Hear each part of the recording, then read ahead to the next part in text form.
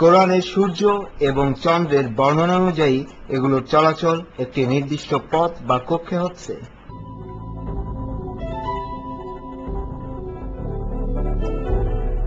তিনি একজন যিনি দিন ও রাত সৃষ্টি করেছেন, চন্দ্র ও সূর্য সৃষ্টি করেছেন, যেগুলো নিজস্ব কক্ষপথে চলাচল করছে।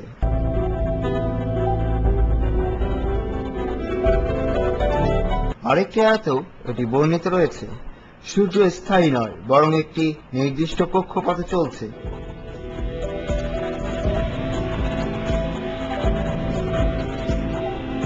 এবং সূর্য তার নিজস্ব পথে চলছে, যা সর্বশক্তিমানের আয়ত্তে, তিনি সব জানেন।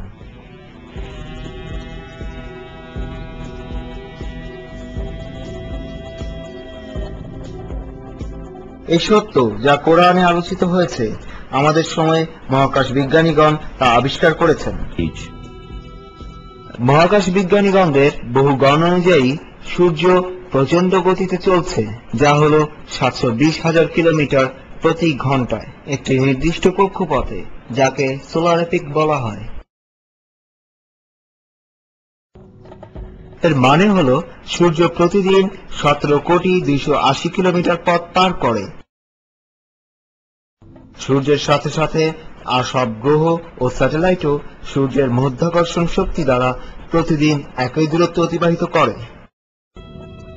সব তারাও একই গতিতে চলাচল করে থাকে।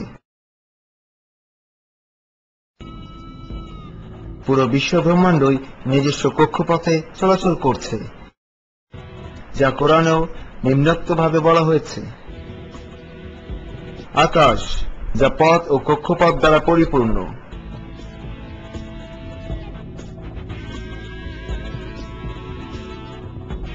বিশ্ব ব্রহ্মাণ্ডে 200 কোটি গ্যালাক্সি রয়েছে, যার মধ্যে 200 কোটি তারা রয়েছে এক একটি গ্যালাক্সিতে। অধিকাংশ তারারই গ্রহ রয়েছে এবং অধিকাংশ গ্রহর স্যাটেলাইট রয়েছে। এই সমস্ত গ্রহ নক্ষত্র নিজস্ব কক্ষপথে চলাচল করছে।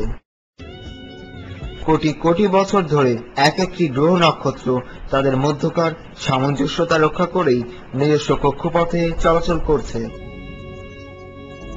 এছাড়া ধূমকেতুগুলো নিজেদের কক্ষপথ অনুসরণ করে।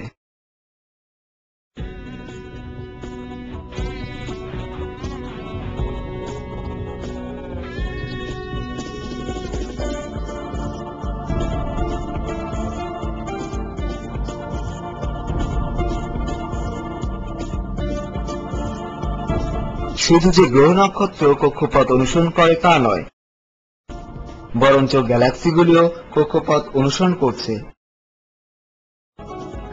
এই চলাচলের সময় এই গ্রহ নক্ষত্রের একটির আরেকটির সাথে কখনোই সংঘর্ষ হয় না,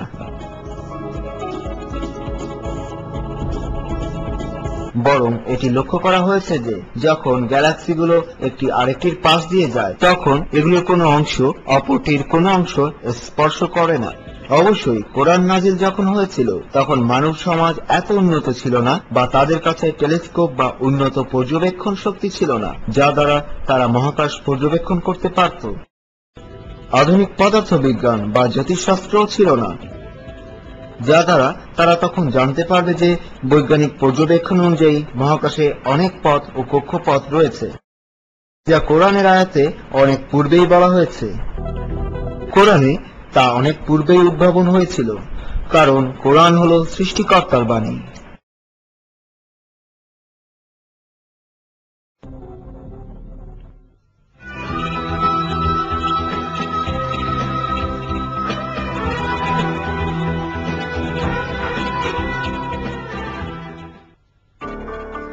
কোরআনে একটি কৌতূহলজনক বিষয়ে আল্লাহ আমাদের দৃষ্টি আকর্ষণ করিয়েছেন।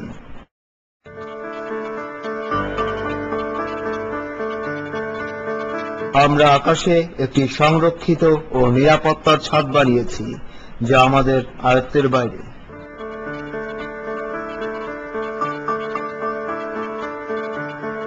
আকাশের এই অবস্থান বিংশ শতাব্দীতে বৈজ্ঞানিকভাবে পরীক্ষিত হয়েছে। আমাদের পৃথিবীর বায়ুমণ্ডল, যা পৃথিবীর আশেপাশে আমাদের বেঁচে থাকতে সাহায্য করে। বাইরের অনেক কিছু হতেও আমাদের এই পৃথিবীকে রক্ষা করছে, যা পৃথিবীতে পড়লে অনেক জীবের প্রাণনাশের কারণ হতো।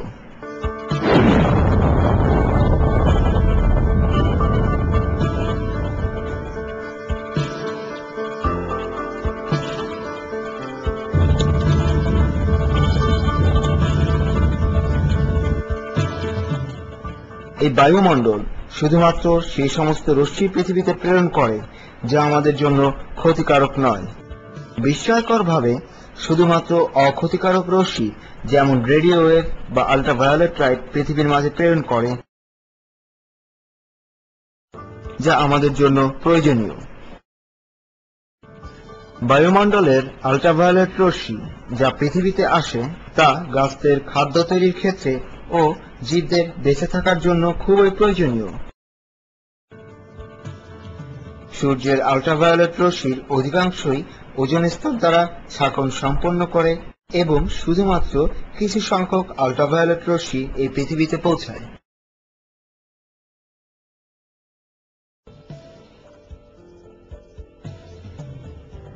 বায়ুমণ্ডলের নিরাপত্তার কার্যকলাপ এখানেই শেষ নয়। বায়ুমণ্ডল পৃথিবীকে মহাকাশের অতিরিক্ত ঠান্ডা হতেও রক্ষা করে, যা -270 ডিগ্রি সেন্টিগ্রেড।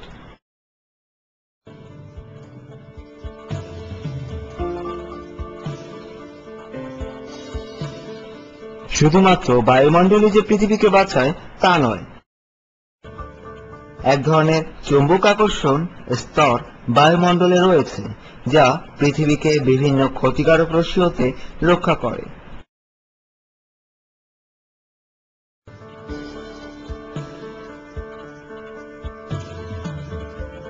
যা আমাদের পৃথিবীর জন্য হুমকি স্বরূপ সূর্য ও বিভিন্ন তারা হতে এই আলোক রশ্মি যা অনবরত আসতে থাকে, যা আসা জীবন্ত প্রাণের জন্য ভয়ানক ক্ষতিকর।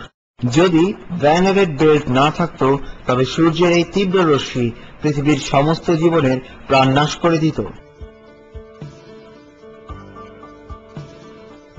বর্তমানে পর্যবেক্ষণ দ্বারা যা দেখা গিয়েছে, এটি একটি বিদ্যুৎ রশ্মি যা 1050 কোটি অ্যাটম বোমের সমান, যার এক ফোঁটা হিরোশিমায় পড়েছিল।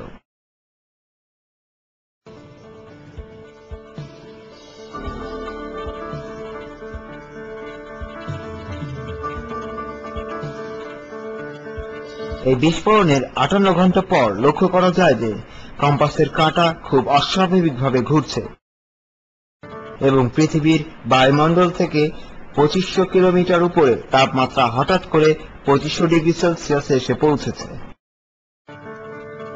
সংক্ষেপে এটি একটি পরিপূর্ণ সিস্টেম যা আকাশের ঊর্ধ্বে কাজ করছে আমাদের পৃথিবীর চারদিকে এবং যা আমাদের পৃথিবীকে বাইরের ক্ষতি হতে রক্ষা করছে। বৈজ্ঞানিকরা কিন্তু বর্তমানে এটা আবিষ্কার করতে পেরেছে, অথচ পূর্বে কোরআনেই পৃথিবীর বায়ুমণ্ডলের কাজ ও এর নিরাপত্তা রক্ষাকারী স্তর সম্পর্কে বলা হয়েছে।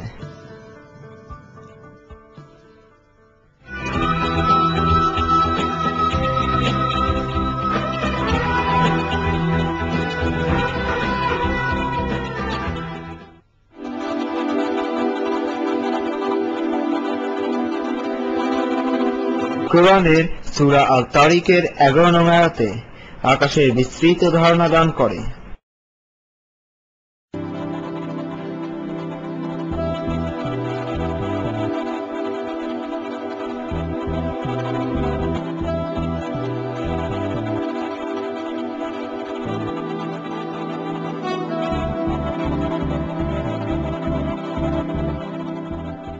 শব্দটি যা ঘূর্ণায়মান অর্থে ব্যবহৃত হয়েছে এর আরেকটি অর্থ রয়েছে যা হলো ফেরত পাঠায়।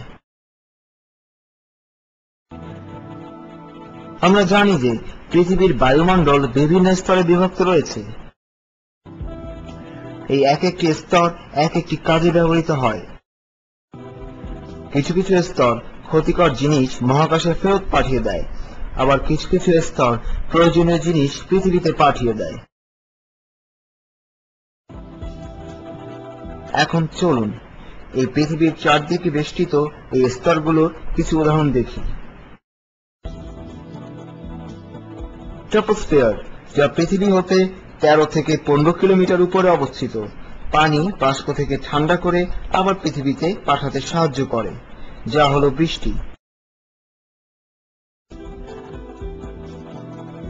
ওজোন স্তর, যা 25 কিলোমিটার পর্যন্ত বিস্তৃত। সূর্যের ক্ষতিকর